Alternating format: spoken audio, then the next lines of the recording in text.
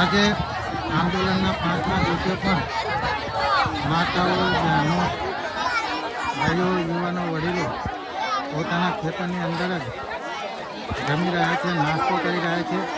આ ખેડૂતો પોતાની જમીન બચાવવા માટે સતત 5 દિવસથી મહેનત કરી રહ્યા છે. એમ છતાં બિહારી અને આ મોદી સરકારની આ ખેડૂતોની વેદના દેખાતી નથી, ખેડૂતોનું જે દુઃખ એ દેખાતું નથી. આવા તાપની અંદર પણ આ ખેડૂતો પોતાની રીતે ભોજન લઈ રહ્યા છે. આ તમે જોઈ શકો છો પોતાની રીતે.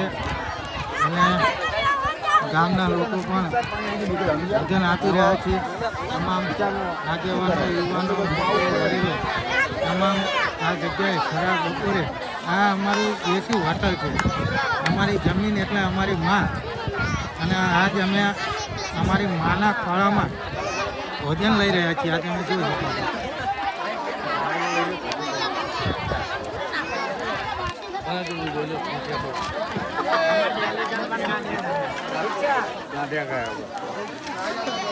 ગાંઠિયા ખાઈને દાડા કાઢી પૂછા મરી જવાના ખોદવા નહીં દે, ખોદવા તો કોઈ દાડ દેવા નહીં. ગાંઠિયા ખાવા મળે કે ના મળે, કારણ કે આ જમીન કોઈ દાડ ખોદવા દેવા નહીં.